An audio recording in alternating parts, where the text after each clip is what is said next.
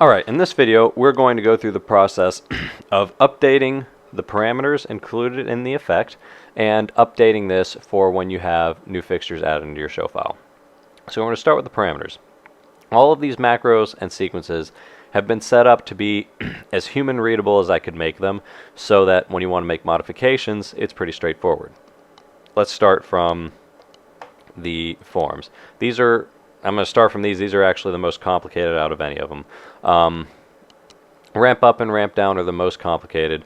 So you start with you have this ColFX set parameter. I have form equals 4, which is PWM, your attack and decay values, and then this reset direction parameter. This only exists on ramp up and ramp down because if your direction is backwards, ramp up becomes ramp down and ramp down becomes ramp up because of the reverse direction. Outside of that, the rest of these that are based on the PWM just have the form equals 4 argument, again for PWM, and attack and decay. The sine wave has been set up for form equals 9, which is cosine, which it's not actually referencing. I believe I showed you already that it is pulling a custom waveform that I have imported,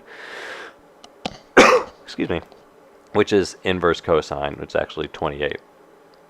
But the plugin is set up to when it sees 9, it's going to put that inverse cosine in, and actually, realistically, when it sees any other number, it's going to put PWM in. So it doesn't matter if this number is 4 or 7 or 22, it's going to put PWM in if it's not 9. Now, if somebody has very particular waveforms they want to integrate, I'm sure this wouldn't take me that long to tweak, but as it stands right now, what it's actually looking for is any number besides 9 equals PWM. Just to illustrate that these attack and decay things actually work, and by the way, triangle is just attack and decay at 100. Just to illustrate this, if I change my attack and decay time on my medium fade to be 0, then as a result, when I hit medium fade, it's actually, well, there was nowhere to go from. Medium fade is now acting as a square step.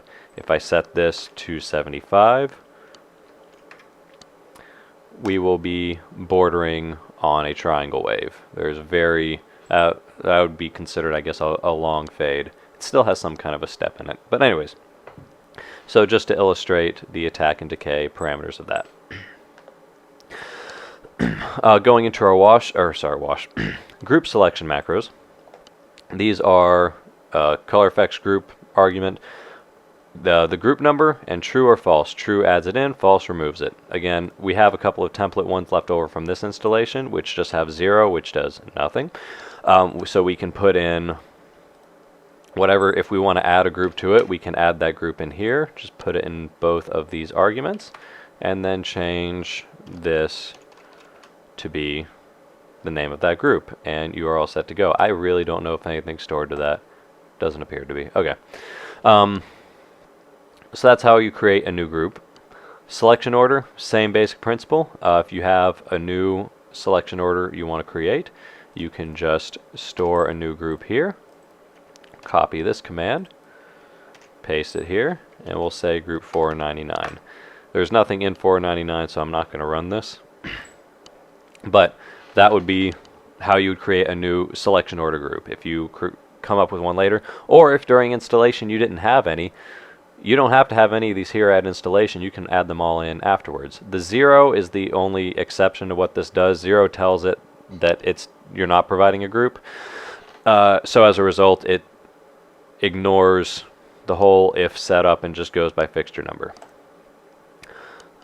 Groups, phase, all of these are just going to be the same Lua argument. It's going to be set parameter groups equals whatever, and you can actually, if you really wanted to get fancy, you could combine like groups equals this, width equals blah blah blah. I wouldn't play with that unless you just got a whole lot of time on your hands, you want to get dirty with it. But let's say I want to create a setup of, I want to create a width of 0.66. I had to pick, rate. So I'll say store, we're going to do Q.66 here. rename it to match the rest. grab this command, copy it, paste it here, change my value to 0.66, and now we switch back to that view. Let's switch to a step. When I go back, we'll notice it's not quite a multiple of 2 anymore when I do that. If we want to make it a little more obvious, I can change this to, I don't know, 6. So if I go forward and back, we notice our rig start freaking out because we are now at 6 times the BPM.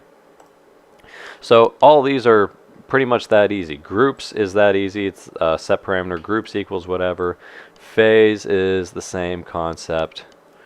Width is the same concept. Direction actually directly modifies the effect. Wings, same concept. Blocks, same concept. Rate we already went through. So like I said, these are all set up to be superhuman readable so that you can just go in, copy a cue, edit the effect, and have a fairly solid idea of what the outcome is going to be. So that allows you to add new things into the setup after installation, so you don't have to go through and go nuts at the installation phase and just put in a million parameters you're never going to use and then delete them later. Now, extending on that is the update process. I probably should have done this in a separate video, but I've already started, so whatever. Update process. We only need to have 3 things updated. We don't have to do any cloning unless that's how you want to update your colors. That's step 1. Make sure that all the presets referenced by these macros have been updated. And to include all of your new fixtures once you've added fixtures into your show file. Step 2 is checking that all of your groups are valid. So if you're going to be using the same group numbers, which is what I prefer to do, I'll go in my groups, and haven't used this copy of the setup in a while, but usually I'll have I didn't do it on this one.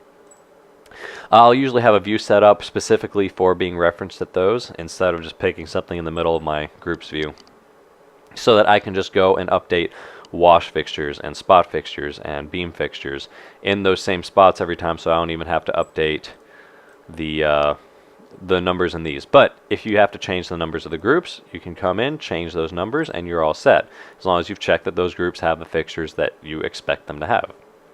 Selection order, it's the same thing. If you are going to be using the same groups and just need to update the content of those groups, you update the content of those groups, because every time this command is called, it's going to be calling up that group at that moment. It's not like stored into a queue somewhere already. It's live. When you click this, it's going to call up the information. Oh, I guess I didn't need to be in this view anymore. Sorry. It will live be calling up the information in that group number, so that you can you can change the group number whenever, but more importantly, you can just update the group, and now your effect engine is updated. You don't have to go through any cloning stuff and updating crap with a million macros. It's all been taken care of because it's all being edited live. And that's the entire update process that I ever go through. If you're adding in fixtures that have another parameter you want to include, you go to the effect, we'll edit the effect, and you can add in your effect line here. You'll notice I originally included color RGB4, which is amber. It was removed because I have no fixtures in my show file with that parameter.